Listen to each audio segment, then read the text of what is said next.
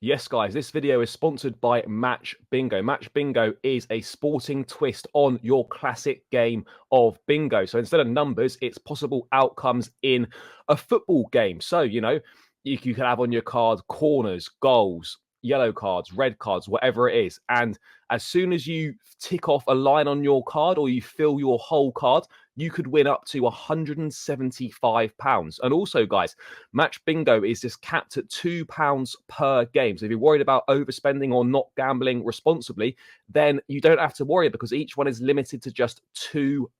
It's a fun, easy way to have fun over a game of football with your mates. If that sounds like good fun to you, then make sure you hit the link in our description, download the Match Bingo app, and give it a go. See how you get on. Let us know if you win any money in the comments, guys. But Match Bingo, link in the description to download the app. And please remember, guys, to bet responsibly, and you must be over 18 years of age to play. Hi everyone, welcome back to Chelsea Fan TV and welcome to a brand new episode of Round the Corner. The Premier League is back this weekend. Chelsea will host Burnley at Stamford Bridge in hopes for 3 points. Because before we play Manchester City in the semi-finals at Wembley in the FA Cup, we have 4 Premier League games in a row. Now, a good distraction this season for Chelsea has been the Carabao Cup, of course, and then followed by the FA Cup, because those seem to be the games where we have a little bit more to play for. There seems to be a bit of a more creative idea of play, and results have more time than not gone our way, because clearly we have gone through to another semi-final in the other domestic cup. So we've done something right, correct, this season. However, the Premier League has been slacking. We've not been competitive. We've not really looked competitive, and results have been up and down, left, right and centre, to say the least. Now it's truly about focusing on the last 10 Premier League games we have and seeing them through, because they're not easy games. You can add in, we've got Manchester United in there, Arsenal to play, Tottenham to play, Aston Villa to play. So there are some difficult games on those fixture lists. However, if Chelsea want to even dream of some European football, and we want to do it through the Premier League somehow, these are all must-win games. One way or another, we have to somehow get results. So yeah, it's going to be interesting. It will be interesting. Let me know, as always, in the comments down below your thoughts as I go through mine, but we'll talk about Burnley. I've made a separate video regarding Chelsea's injuries. Obviously, I'm sure you guys are all aware that Romeo Lavia will not be playing for the remainder of the season. It kind of went without saying. I mean, we knew with the amount of the lack of clarity we had regarding his return date, him making an appearance against Crystal Palace for 30 minutes just to come off again and never see the light of day on the pitch. We kind of knew that would come, but now we have the facts there. Romeo Lavia has posted a statement of his own on his socials as well, if you want to check it out. But yeah, if you want to see that video, then check it out. It's on Chelsea Fan TV. But yeah, we're going to look ahead to Chelsea versus Burnley. Obviously, last time round, it was a big, extensive scoreline of 4-1 when we played them away. This time round, we're going to host them at Stamford Bridge, and our record recently there has been quite positive. So hopefully that's something that we can carry through, because we have been trying to fix this reputation at Stamford Bridge. Last season, it was horrendous. It kind of got carried through into the start of this season, but now we can make amends a little bit and just try and resume that reputation at Stamford Bridge. I know it's difficult, and as a matchday going fan, I know that it's been very tough for us to, keep going with the atmosphere, create it. More time than not, away fans or opposition will come to Stamford Bridge and make more noise. I want to change that. I've been a big advocate for it. I know it's been tough. It's been a pretty rocky season once again for us, particularly in the Premier League, but I hope, and I speak to any matchday going fans on Saturday, let's make some noise. Let's make Stamford Bridge a rocking place again, because I just need it. Can't stand the silence. 3 p.m. kickoff. Have a pint, have whatever you need, wake up, have a good night's sleep, and let's just go and make it a good atmosphere. Not long left, not many games left to play at Stamford Bridge, so for all it's worth, we can just get behind the players, because what else is there to do? Somehow we have to see it through.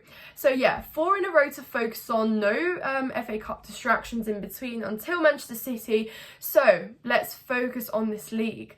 We knew that it'd be hard to compete this season. We knew it would be hard basically to reach top 4, but nobody expected it to be this hard. And we have sat bottom half the table for the majority of the season. A lot of people call Chelsea a mid-table team. This is our reality, but let's try and crawl into that top half of the table. Come on, Chelsea, let's do it. Burnley are probably going down. It's been rocky for them, to say the least. They have suffered some extensive scorelines themselves. And can we inflict another one on Saturday is the big question for us Chelsea fans, because it's a great time to, you know, play them, try and get some goals, maybe try and recover and find some of our patterns of play as well. But I don't doubt they will try and sit back on us, and that is, as well, we have seen that we struggle. But much to be excited about. Obviously, Cole Palmer has been picked to train again. So has Malo Gusto. So hopefully they're back in the starting 11, because we need the likes of our Cole Palmer and Malo Gusto, who, you know, for me have been in top 3 signings. And I think it goes without saying, come on, guys, I'm sure you guys all agree that they are in the top 3 signings at Chelsea, because they have been immense, absolutely immense. Petrovic, I expect to be starting in goal. As much as Sanchez was great to see you get some minutes, mate, I think that we all know that Petrovic is our number 1 keeper from here on, and I would like to see him play the remainder of the season. Not to say that Sanchez doesn't deserve minutes, but I just truly think we should stick with Petrovic. He has proved himself in the big games. His footwork is better, distribution has improved a little bit, and I just think on the most part Petrovic looks a lot more solid, a lot more composed in the back line, and I think he's built a trusted relationship with his back line as well. So I think we should advocate and push that relationship to grow even further. The last thing you need is to chop and change your goalkeeper when you've got 10 games to play for the remainder of the season, and you certainly have something to fight for. So yeah, I don't really want to see an experiment with the keeper. I think Petrovic should be playing.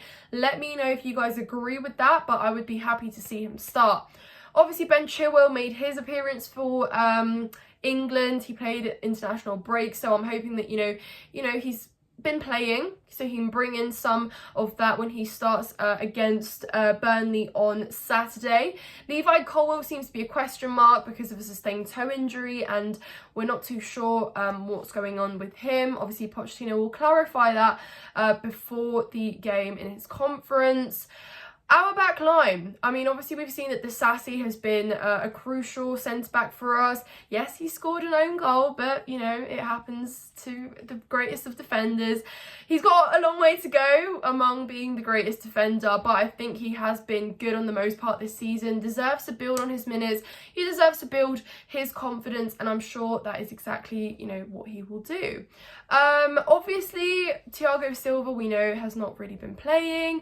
Wesley Fofana has been injured. Badiashile has obviously played a few games this season. He's been great. I'm not too sure what his fitness level is at the minute. That's something I need to clarify. But yeah, moving into midfield, obviously Caicedo and Enzo, because, I mean, come on, we've been pushing for that partnership and we want to see it evolve, develop, get better and all of that jazz. And we know that Conor Gallagher accompanies them as well further front, because Conor Gallagher, again, has been consistent, at least on the most part. He's been, you know, he's been available. What is it? Availability can be your best ability at times, and we know for the most part that has been the trait that Conor Gallagher has managed to carry through the season. Yeah, he's not been absolutely perfect, but he has been better. I know a lot of people would, you know, drop him for someone like Carney Chukwuemeka, and you know what? I would advocate for that. I would like to see Carney Chukwuemeka start a game. Why not? Let him start in the 10, see what he'd do. That'd be an interesting experiment to make. And I know that Conor Gallagher just will have his spot in the starting 11, and, you know, Pochettino will use the excuse that Carney should be eased back in and he's more effective as a super sub and whatnot, but I think Carney has proved that he deserves to have a start in a game, and I think this one could be the perfect opportunity. Let me know what you guys think. Equally, players like Mudryk and Mudryk, who both have scored and seen themselves on the score sheet for their international teams, for their national teams, and I think they deserve to have some minutes up their belt, particularly against Burnley, some pace on both flanks. They deserve to be moulded, yes, but then that means that you can't start someone like Cole Palmer if he's fit. So this is where we have some healthy competition, guys, in those front spots, and I welcome that. I like it. I think Noni Madueke would be someone that you probably bring off the bench in the eyes of Pochettino. So obviously Cole Palmer, I think for me, will start. Obviously they're on the right. Whether Raheem Sterling starts is a big question, but I think it should be Mudryk. And of course up top, Nicholas Jackson, who has been very, very good in recent time, I must say. I've had my criticism of Nicholas Jackson because I think on the most part sometimes decision making is lacking. He is better on the ball when he has less time to think, when, you know, he can almost just have that striker instinct to finish and just, yeah, put the ball at the back of the net. But I think he starts. He's had the numbers. He's, you know, in the double digits with goal contributions. So let's encourage that. You know, he's not going to be that striker that's going to bag you 25 goals a season, but he's certainly not on a bad track for the first season at Chelsea. So we welcome that. Want to see what else he can do. But guys, I think we should be beating Burnley. We really, really should. You know, we have a lot more to play for than them this season. We have a return to Stamford Bridge where we know and we want to fight, redeem that sort of Stamford Bridge atmosphere, hopefully, and a win would just be great to kickstart and hopefully roll us into the next couple Premier League games much better, because obviously Man United next, and that's going to be a difficult game, so we need some winning momentum to take into the next game.